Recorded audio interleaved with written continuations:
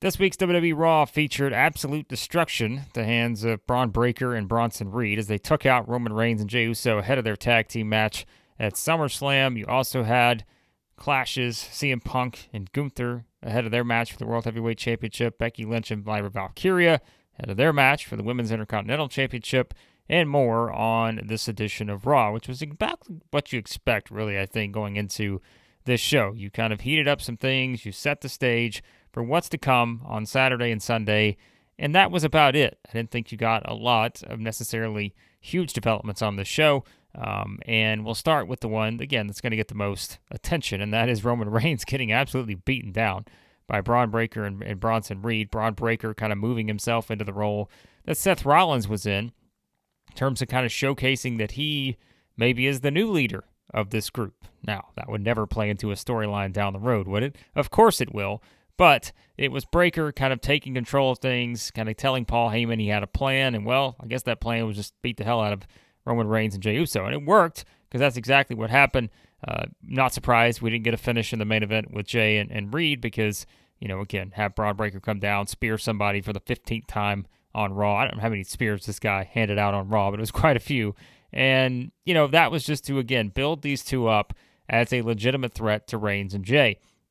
And we've talked about it, and we will talk about it in our SummerSlam predictions video on Wednesday, that clearly you're looking at a scenario where it feels likely that the underdogs are Breakker and Reed, so establishing them as sort of the top dogs heading into this match was, I think, a good move because it does kind of showcase that these guys can be dangerous. They have been unleashed, right? And you've kind of seen them embrace more of the responsibility with Rollins sidelined. And I think that was, kind of exactly what they were going for here. You had Heyman talking to Jey to start the show, just kind of about the expectations for Jey and all those things about the family and tying it in and trying to, once again, pull some wool over Jey Uso's eyes. We knew that wasn't going to happen. It's Paul Heyman. He's playing sort of the snake in the grass here.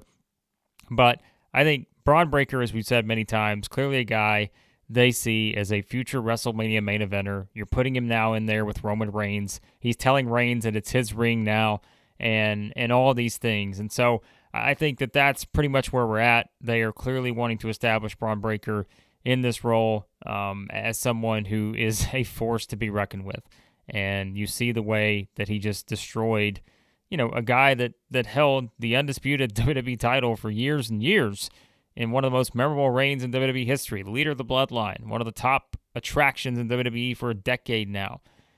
I mean, that's what Bron Breakker just did to this guy. And so they have set him up for success. I think they've done a great job kind of putting him in that role that allows him, to have this opportunity where he is able to shine. And like we said, this is a guy that's not even into his prime yet. Like he is right there getting all these opportunities. And now I think it's a situation where we see how it plays out from here. I'll give you my full thoughts on that match coming up in the SummerSlam predictions video. But to me, the most impressive thing was simply Bron Breakker, but not to take anything away from Bronson Reed. They made him look like a monster too, as he should.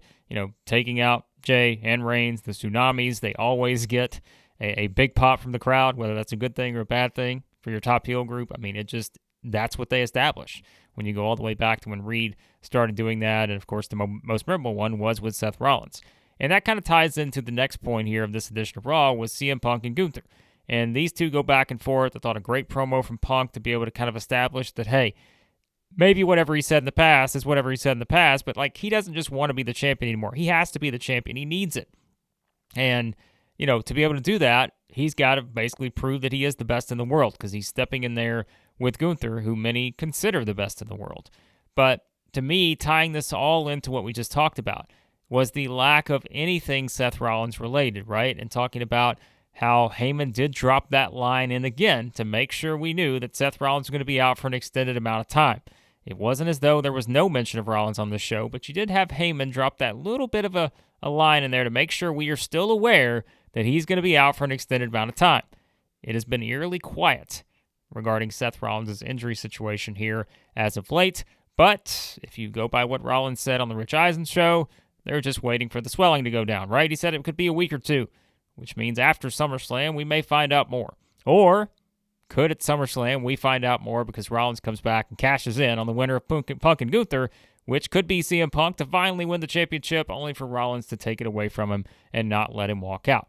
We know that's one possibility, and we will get into that more when we do our SummerSlam predictions on Wednesday. So make sure you hit that subscribe button so you don't miss what will be a pretty jam-packed video there in terms of our predictions. But that aside, I think knowing this was a fast build, you had to rush this thing, I was fine with kind of what we got here between Punk and Gunther, kind of leaving Gunther, who's been the confident person, who hasn't mind sort of chatting again, talking about his accomplishments and everything.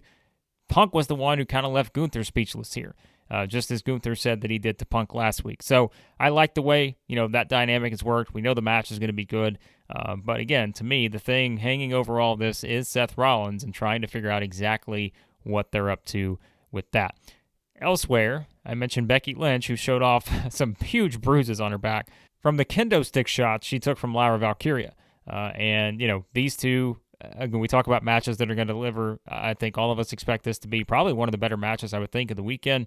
I just think these two have proven their chemistry in the ring is fantastic. This was just a way, I think, to set up the idea that, Becky comes in at less than 100%. And also sets up the idea that, listen, this potential double turn and stuff like that, we talked about that with Cody Rhodes and John Cena.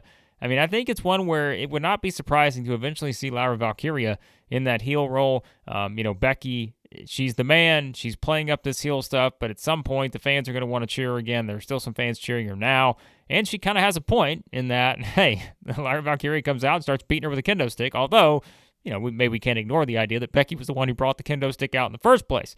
But I think you tie that in, Bayley kind of with a sort of very mysterious promo here about how she wasn't on WrestleMania, she wasn't on SummerSlam, she's at a loss for words.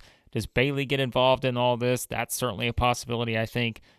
So tying all that together, given the recent history between those three, you could see something play out there. But I am fascinated by this dynamic. Like I said, I don't think all three of those women are coming out of SummerSlam the exact same as they went in. I think you're going to have some sort of different, perhaps, crowd reactions and those kind of things. Knowing what we expect from that crowd at MetLife Stadium, I think it's going to make for an interesting dynamic for that match in particular with Becky and Lyra Valkyria. And like I said, does Bayley play a role in that? We'll come up with some ideas on that maybe for the predictions video.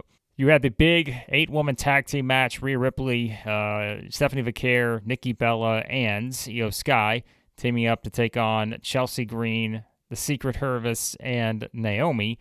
And I thought this was a fun sort of 8-woman tag here because, you could see the star power on the side of Rhea Ripley, Stephanie Vaquer, Nikki Bella, and Io Sky. That is just an unbelievable 4-woman tag team right there.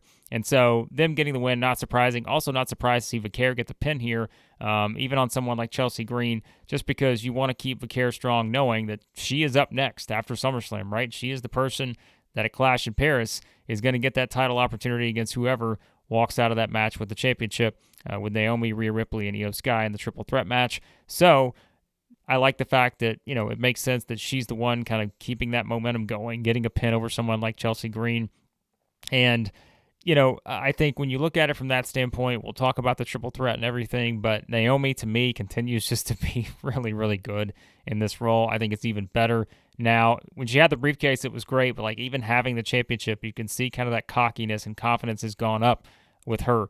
And, she tries to walk out of the match here. They don't allow it, so doing some of the heel stuff as you would expect, but I really like where Naomi's at, and I think it makes for several intriguing options depending on what they decide to do at SummerSlam for Stephanie Vaquer in Paris later next month. Speaking of multi-person matches, you had the 6-person tag team match where it was AJ Styles teaming up with Asuka and Kairi Sane to take on Dominic, Roxanne Perez, and Raquel Rodriguez. Thought that was kind of a fun match too. We know AJ is going to challenge Dominic for the Intercontinental Championship. Somewhat upset about that because I would have liked to see AJ continuing to explore his different career opportunities as we've seen him, previously as the janitor and all this other stuff in the back. So the valet, the medical official, all this stuff that he's gone through there. But I think something I really enjoy week to week is just the interactions between the Judgment Day. And there was a time, we all remember, right? There was a time where the Judgment Day just felt like they were just kind of in a position where it's like, we need something different. We need something new. And you hate to say things like this, but it's like,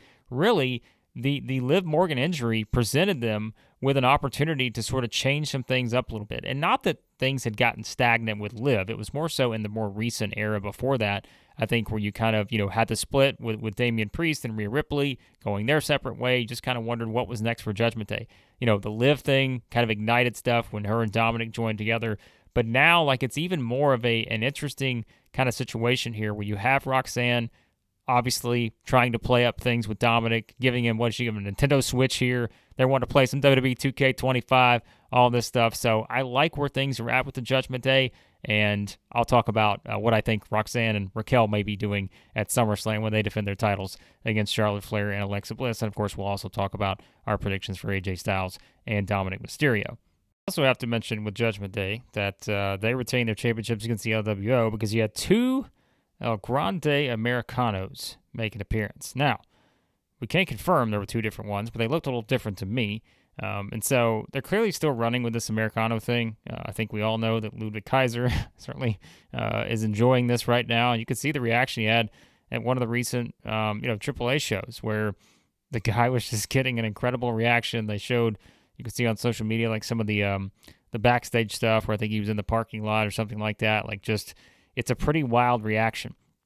So they're going to keep going with this until Chad Gable eventually returns, which, again, don't know exactly the time frame on that. I know he kind of gave a few more details this past weekend on his injury, rotator cuff. But I think, still they're doing more with this Americano character, and it sounds like they're just going to keep embracing it moving forward. So not surprised by that. Does seem like we're heading towards another match between Rusev and Sheamus.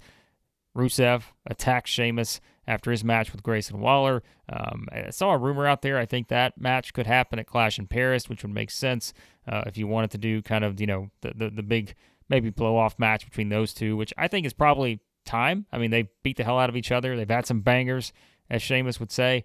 But I'm kind of curious to see what they do with Rusev moving forward. He's kind of come in. It's definitely felt like a slow burn. You really want to kind of reestablish his sort of power and his dominance, and winning a feud against someone like Sheamus I think would be a way to do that, but I'm curious to see exactly where they see him in terms of being slotted into like the Intercontinental Championship type picture, those kind of things. I am kind of sort of fascinated to see what's next for Rusev after what will clearly be another match in this series with Sheamus. But we also did another video package and 10 bell salute for Hulk Hogan, and you had some different people out on the stage that weren't there on SmackDown. Of course, Nick Hogan was there. His son, Eric Bischoff, was there. Those were a couple of the certainly ones that stood out that weren't there on the ones, for SmackDown. And again, it makes sense, right? That was literally the day after. You had a bunch of legends that were able to get there. Hacksaw Jim Duggan, Jimmy Hart, of course, close friend, Hogan's manager for the longest time, and all that. They were able to be there on SmackDown. So it was certainly good to see Eric Bischoff and Nick Hogan, get the opportunity to be there for this one. So, lots of emotions. Obviously, I gave you guys mine. If you didn't see the video, I did do about 36 minutes on Hulk Hogan's legacy, and I appreciate some of the nice words you guys have given on that video. Again, it was just me talking and just wanted to share my thoughts as a longtime wrestling fan and all that stuff. So, appreciate that. So they, went into that, and you had another kind of video package too with some comments from more current superstars as well, Cody Rhodes, Jey Uso, and so forth. But those were, to me, the biggest things I thought on this week's edition of Raw. As I said, I don't think this was a show that was designed to give us a bunch of new things, a bunch of new information, to push stuff forward. It was just really setting the table for what's going to happen at SummerSlam. But again, to me, the biggest thing you had coming out of this was sort of Bron Breakker being kind of just the guy, the catalyst for this destruction of Roman Reigns and Jey Uso. And I think what you saw also is what you didn't see, and that was anything really of note with Seth Rollins, anything to push the injury situation forward, except for, like I said, that one little drop from Paul Heyman about how he wanted to remind us that he's going to be out an extended period of time. We'll talk about what that could mean in our SummerSlam predictions video. Always appreciate you guys watching. Hit that subscribe button, hit the like button as well. Again, we try to do these Raw, SmackDown reactions when I can. It's probably not going to be something where we do them every week. We've been on a good streak lately, but I try to do as many as I can for you guys. And we also have the retro reviews coming up this week. I put a poll out. 500 plus of you, I think, have voted SummerSlam 1998, The Highway to Hell, Stone Cold Steve Austin and The Undertaker, plus The Rock and Triple H in a ladder match. That seems to be the front runner, but we will also likely add another into there as well. So any of you guys appreciate the retro stuff, you can check out that here on the channel as we try to do more of that moving forward. But appreciate you guys watching. Again, subscribe button, like button. Let me know your thoughts on this week's edition of WWE Raw.